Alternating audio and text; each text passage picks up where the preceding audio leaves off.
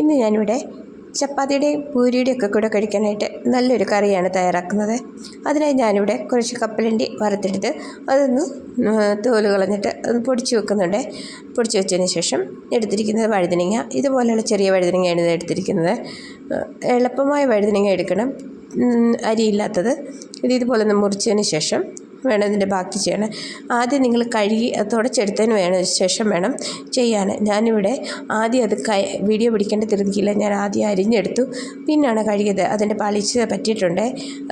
എണ്ണയിലിടുമ്പം വെള്ളം പൊട്ടിത്തെറിക്കും. ഇതുപോലെ വെള്ളം പൊട്ടിത്തെറിച്ച് ഞാൻ പാനിലേക്ക് എണ്ണ ഒഴിച്ച് കൊടുത്ത് അതിലേക്ക് അരിഞ്ഞു വെച്ച വഴുതനങ്ങ കഴുകിയതിന് ശേഷം ഇട്ട് കൊടുത്ത് ഇനി ഇതൊന്ന് നല്ലവണ്ണം ഒന്ന് ഫ്രൈ ചെയ്തെടുക്കണം. ഈ എണ്ണയിൽ തന്നെ അടച്ചു വെച്ച് നമുക്ക് ചെറിയ മീഡിയം തീയിൽ വെച്ച് ഇതൊന്ന് ഫ്രൈ ചെയ്തെടുക്കാം. നല്ലവണ്ണം ഒന്ന് ഫ്രൈ ആയി കഴിയുമ്പോൾ നമുക്ക് കോരി മാറ്റണം. കോരി മാറ്റിയതിന് ശേഷം ആ എണ്ണയിൽ തന്നെ നമുക്ക് ബാക്കി ചേരുവകൾ ചേർത്ത് ഇത് കറി വെച്ചെടുക്കാം. ഞാൻ എണ്ണയിലേക്ക് കടുക് ചേർത്ത് കൊടുത്തു. അതോടൊപ്പം തന്നെ വെളുത്തുള്ളി ചേർത്ത് കൊടുത്തിട്ടുണ്ട്. ഇഞ്ചി ചേർത്തില്ല, ഞാൻ വെളുത്തുള്ളി മാത്രമേ ചേർത്തുള്ളൂ. അതിലേക്ക് ചെറുതായി അരിഞ്ഞ് വെച്ച് സവാള ഉള്ളി ചേർത്ത് കൊടുത്ത്, ഉള്ളി ചെറുതായി അരിയുന്നതാണ് നല്ലത്. അതിനൊപ്പം തന്നെ പച്ചമുളകും ചേർത്ത് കൊടുത്ത് ഇളക്കി വഴറ്റിയെടുക്കുക. ഉപ്പ് ആഡ് ചെയ്തു, ആവശ്യത്തിന് ഉപ്പും ചേർത്ത് കൊടുത്ത് ഇനി ഇതിലേക്ക് നമുക്ക് പൊടികൾ ചേർത്ത് കൊടുക്കാം. മല്ലിപ്പൊടി, മുളക് പൊടി, മഞ്ഞൾപ്പൊടി, ഗരം മസാല ഞാൻ ചേർത്തില്ല, നിങ്ങൾക്ക് ഇഷ്ടമെങ്കിൽ ചേർത്ത് കൊടുക്കാം. ഗരം മസാല ചേർത്താൽ അത്രയും കൂടി ടേസ്റ്റാണ്.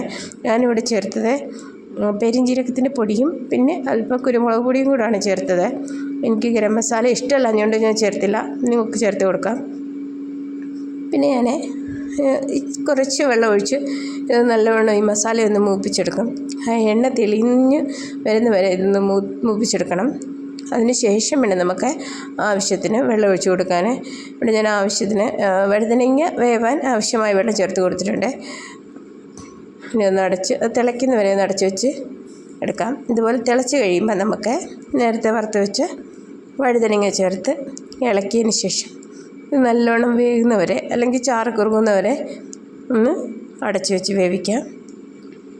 ഇതുപോലെ ഒന്ന് ചാറ് കുറുകി വരുമ്പം നമ്മൾ നേരത്തെ പൊടിച്ച് വെച്ച കപ്പലണ്ടി അതുകൂടി ചേർത്ത് ഇളക്കി ഇനി ഒന്നുകൂടി ഒന്ന് നല്ലവണ്ണം ഇളക്കിയതിന് ശേഷം ഇതിൽ ചാറൊന്ന് കുറുകി വരുന്നവരെ അല്ലെങ്കിൽ എണ്ണയൊന്ന് തെളിഞ്ഞ് വരുന്നവരെ നമുക്ക് ചെറിയ തീയിൽ വെച്ചൊന്ന് വേവിച്ചെടുക്കണം. ഇതുപോലെ ഞാനിവിടെ ചെറിയ തീയിൽ വെച്ച് വേവിച്ചെടുത്തിട്ടുണ്ട്. അതുപോലെ എണ്ണ തെളിഞ്ഞ് വരുമ്പോൾ നമുക്ക് വാങ്ങി ഉപയോഗിക്കാം. അപ്പോൾ അടുത്ത വീഡിയോ നമുക്ക് കാണാം. ഓക്കെ.